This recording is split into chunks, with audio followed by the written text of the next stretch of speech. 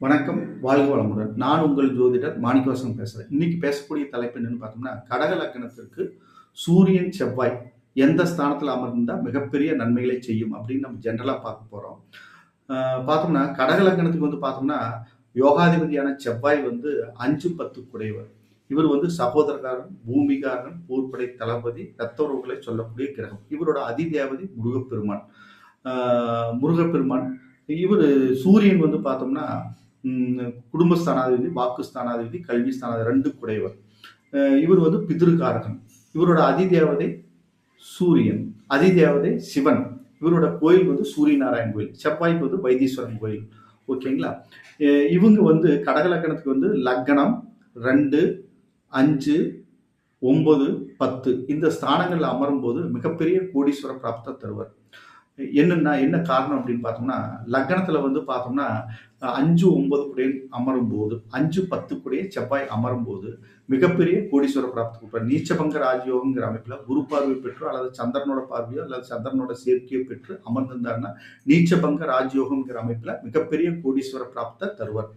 அடுத்தது பார்த்தோம்னா 2ஆம் இடம் குடும்பஸ்தானம், வாக்குஸ்தானம், கல்விஸ்தானம் இந்த இடத்துல அமரும் போது அந்த ஸ்தானத்தினோட அதீத நன்மைகள் எல்லாமே நடக்கும்.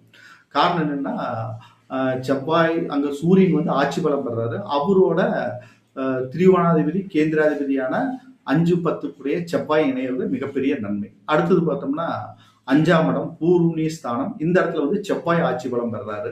அங்க தனகாரன் சூரியன் சேர்ந்து அமரும் போது மிகப்பெரிய நன்மைகள் ஏற்படும். புத்திர வழியில நன்மைகள் ஏற்படும்.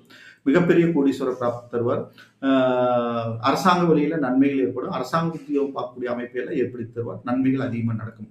அடுத்தது பார்த்தோம்னா 9ஆம் இடம் பாக்கிஸ்தானம், குருவோட வீடு. இந்த இடத்துல குரு பார்வை பெற்று அல்லது குருவோட சேர்க்கையை பெற்று அமர்ந்திருந்தாங்கன்னா ஒரு பூர்வீக ஸ்தானாதிபதி, ஒரு திரிகோணாதிபதி இன்னொரு திரிகோணத்தில் அமரும்போது யோகம்ங்கிற அமைப்புல அந்த இடத்துல சூரியனும் செவ்வாயும் இணைந்து அமரும் போது மிகப்பெரிய கோடீஸ்வர பிராப்தி தருவார். நன்மைகள் அதிகமாக நடக்கும். கல்வியில நல்ல முன்னேற்றத்தை தருவார்.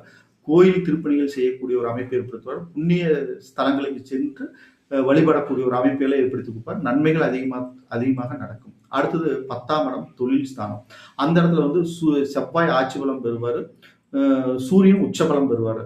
அரசாங்க வழியில அரசாங்கத்துல மிகப்பெரிய உத்தியோகம் பார்க்கக்கூடிய ஒரு அமைப்பை ஏற்படுத்தி கொடுப்பார். நல்ல ஒரு முன்னேற்ற பாதைக்குள்ள கொண்டு போவார். அந்த இடத்துல இருக்கும்போது மிகப்பெரிய முன்னேற்றங்களை ஏற்றமான ஒரு முன்னேற்றத்தை தருவார். சூரியனும் செவ்வாயும் இணைந்து அமரும் போது செவ்வாயோட அதிக நன்மைகள் பெற நம்ம முருகப்பெருமானோட வழிபாடு, 6 படை வீடு தரிசனம் பண்றது, சூரியனோட அதீத நன்மைகளை பெற சிவன் வழிபாடு செய்யறது, திருவண்ணாமலை கிரிவலம் வர்றது.